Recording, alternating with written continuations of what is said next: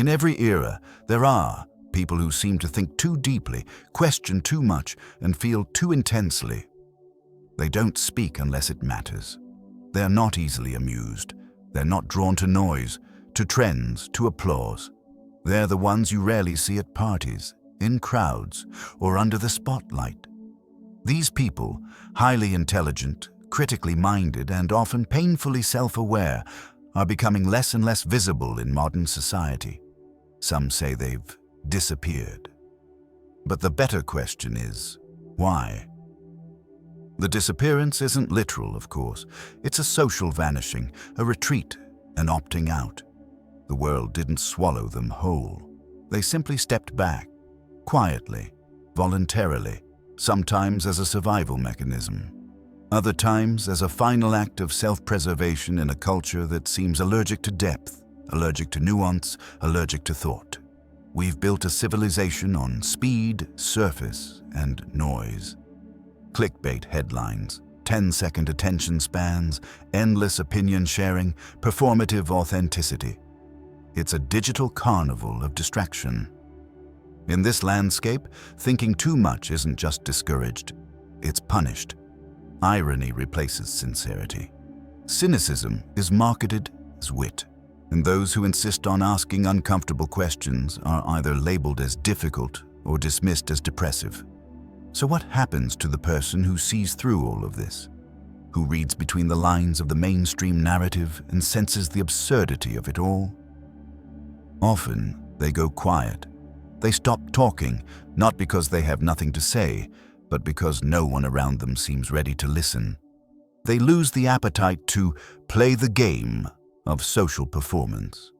They're not interested in status games, small talk, or shallow validation. And in a world where the loudest voices are often the least informed, the intelligent begin to feel like foreigners in their own culture. Some withdraw into solitude, not as an act of defeat, but as a revolt, a refusal, a silent protest against the idiocy of mass culture. They might bury themselves in books, nature, creativity, or contemplation, anything that still holds some dignity.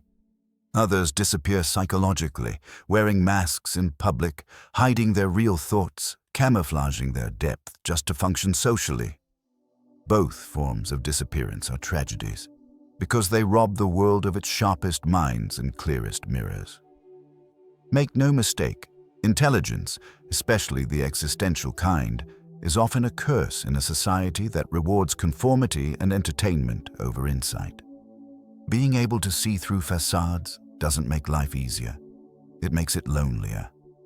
You notice the lies, the contradictions, the cruelty, the absurdities. And once you've seen it, you can't unsee it. You can't just play along anymore. You don't want to. And society, sensing your non-participation, quietly pushes you to the margins. It's not a grand conspiracy. It's more like an unspoken consensus. A collective discomfort with people who refuse to play dumb. They threaten the status quo, not by protesting it with signs, but by simply refusing to be hypnotized by it. That kind of awareness is contagious and dangerous to a system that depends on distraction. The disappearance, then, isn't failure, it's resistance, it's self-defense. But it comes at a cost. Because while the world continues to spin in chaos and noise, the people most capable of illuminating that madness are often nowhere to be found in public discourse. They've gone underground, mentally, emotionally, even spiritually. The thinkers have become ghosts, and the ghosts have stopped warning the living. So when we ask, where have all the smart people gone? The answer may be this: they're still here. But they've stopped trying to shout over the circus. They're watching, waiting, writing, thinking, and sometimes hoping that someone, somewhere, still remembers how to listen. To think critically is to live in exile. Not in the physical sense, perhaps, but intellectually, emotionally, and often socially, the critical thinker finds themselves standing alone, not by choice, but by consequence. Because when you begin to question what others accept blindly, You start to feel like a foreigner in your own land. The conversations around you feel shallow. The rituals feel scripted. The values feel hollow. And slowly, you begin to withdraw. Not out of arrogance, but out of fatigue. Critical thinking isn't just about analyzing facts. It's about penetrating illusions. It requires discomfort. It demands doubt. It peels back the surface to expose contradictions, hypocrisies, and inconvenient truths. But most people aren't interested in that kind of vision. They want certainty, simplicity, and reassurance. They don't want to question the foundations of their lives, their institutions, or their beliefs. And when you do, when you so much as suggest that the emperor might be naked, they'll often respond not with curiosity, but with hostility. You become the downer, the killjoy, the negative one. Never mind that your negativity is simply honesty in a world addicted to delusion. Never mind that your criticism is rooted in concern, not contempt. The truth is this: most people don't want to be awoken. They want to be entertained, comforted, validated. They want peace, even if it's the kind born of ignorance. And so, when you think too much or speak too honestly, you threaten that peace. This is the exile of the critical mind. Even among friends, you start to filter yourself. You suppress your real thoughts. You avoid certain topics. You nod along with ideas you don't believe in, just to keep the peace. Over time, this becomes exhausting. You begin to long for deeper connection, one that doesn't require dilution or disguise. But those connections become increasingly rare. That's the cruel paradox. The more awake you become, the harder it is to find someone to stay awake with you. And here's where the loneliness deepens. Not just because you're isolated from others, but because you start to question your own sanity. If everyone else is content with the facade, are you just broken for noticing the cracks? If everyone else can laugh along, why do you feel the urge to cry instead? This self-doubt is part of the cost of lucidity. You see too much, feel too much, question too much. You carry the weight of truths others refuse to hold, and there's no one to share it with. In this sense, the loneliness of the critical thinker is not just social, it's existential. It's the loneliness of seeing a world that doesn't want to be seen, of asking questions that have no comforting answers, of caring deeply in a culture that values convenience over conscience. Many eventually choose silence, not because they have nothing left to say, but because they grow tired of saying it into a void. Others retreat into solitude, books or nature. Some grow bitter, others numb. A few turn their insight inward, transforming it into art, philosophy, or some private form of resistance. But the loneliness remains. It always does. And yet, there's something noble in this loneliness. Because while the world clings to illusion, the critical thinker holds the line. Not because it's easy, not because it's rewarded, but because someone has to. Someone has to question the madness. Someone has to remain conscious. Someone has to say, this doesn't make sense, even when everyone else is clapping. That someone is usually alone, but they are not lost. They are not broken. They are simply on the edge of the village, watching the fire flicker, waiting for the moment when others might begin to question the shadows. Arthur Schopenhauer was not the kind of philosopher you quote at dinner parties. He didn't offer comfort. He didn't sugarcoat human nature. He didn't believe in progress or social harmony or the triumph of reason. Instead, he gave us something far more honest, a mirror. And for those willing to look into it, the reflection is brutal and illuminating.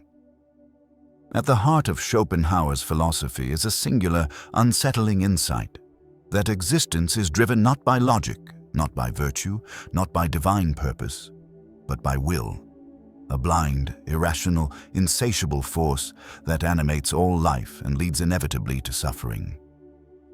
This will to live is what compels all beings to strive, to want, to chase, to fight, and ultimately to suffer. because desire never ends. Fulfillment is an illusion, and peace, a rare and temporary exception. For Schopenhauer, to be intelligent is not necessarily to be happy. It is, more often, to be miserable with clarity. The more one understands the human condition, the less one can participate in its delusions. Joy becomes rare. Social rituals feel absurd. Optimism looks like denial. It's not that the intelligent person wants to disappear. It's that disappearing becomes the only way to remain honest. This is why Schopenhauer had such disdain for crowds. He believed that the masses were governed by superficiality, vanity, and stupidity, and that the intelligent person, by contrast, was condemned to solitude, not as a posture, but as a necessity. The more unintelligent a man is, he wrote, the less mysterious existence seems to him. That's not an insult, it's an autopsy. In many ways, Schopenhauer foreshadowed the quiet disappearance of modern thinkers.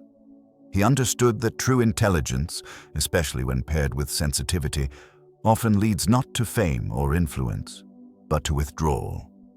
Because once you see the game for what it is, playing it becomes unbearable, and pretending becomes intolerable.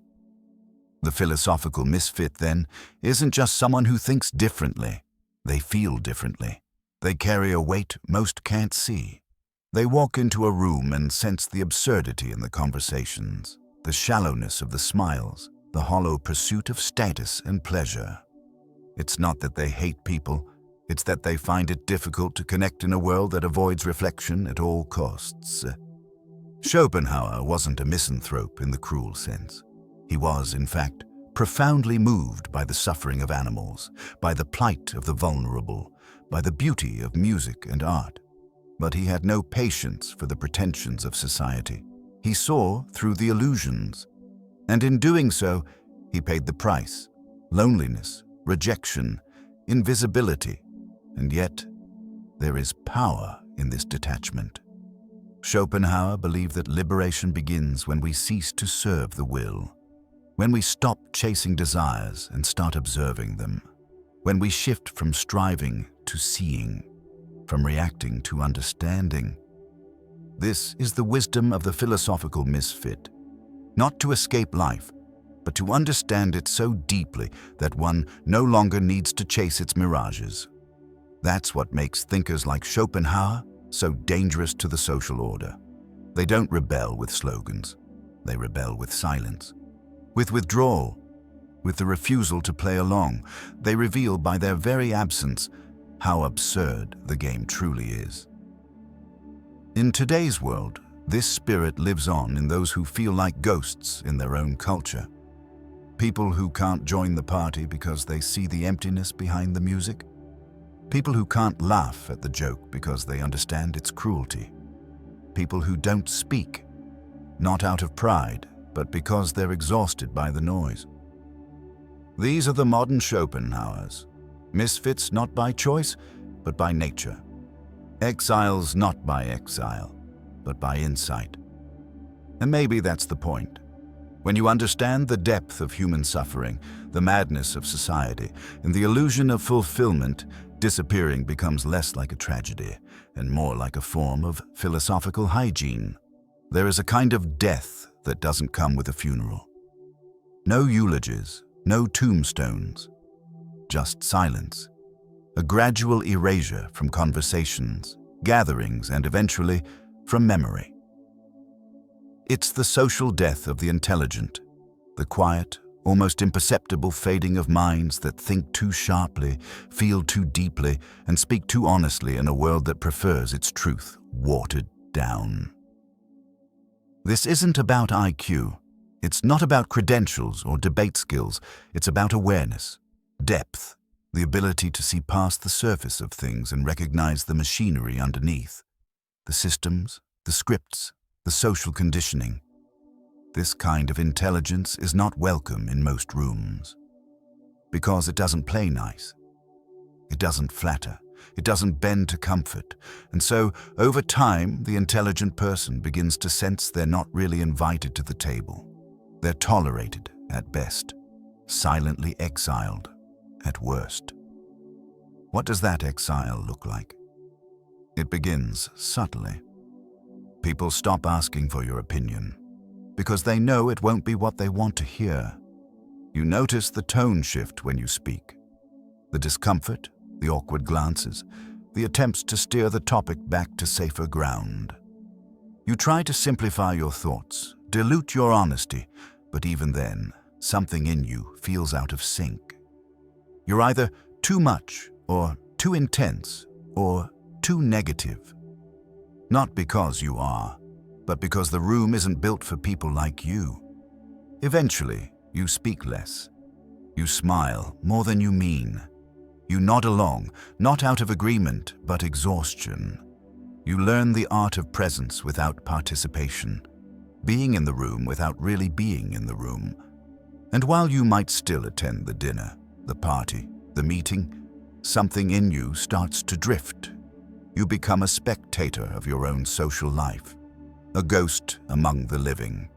This is the death before the death, the burial of your full self beneath layers of social camouflage. For the intelligent, this death doesn't happen all at once. It's slow, cumulative. It's the result of 1,000 micro-rejections. Every moment your insight is ignored, your nuance is flattened, your questions are brushed aside. Over time, you begin to wonder, what's the point of speaking if the language I speak isn't understood? And here lies the deepest wound. Not being disagreed with, but being unseen. Misunderstood not because you're wrong, but because you're operating on a different frequency. A frequency that values truth over comfort, insight over convenience, depth over decoration. Of course, many intelligent people try to adapt.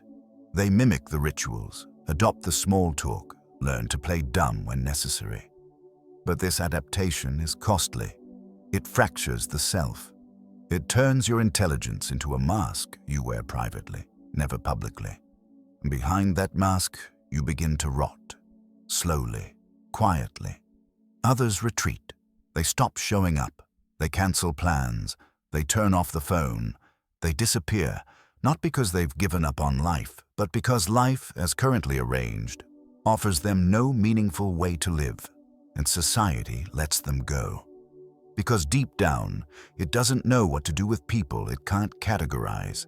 It doesn't know how to hold space for minds that challenge, question, provoke. It prefers the familiar, the digestible, the entertaining. So it lets the intelligent fade, and then pretends not to notice their absence. But the consequences are real. Every time a brilliant mind goes silent, we lose a mirror. Every time a critical voice retreats, we lose a compass. Every time a deeply sensitive person shuts down, we lose a bridge between reason and emotion. The death of the intelligent is not just a personal loss, it's a cultural one. And yet, there's still a choice.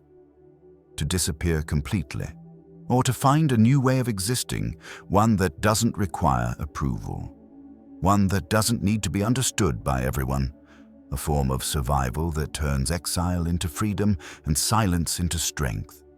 But that's not easy. It requires radical acceptance of your difference, of your depth, and of the loneliness that comes with both. It's not for everyone.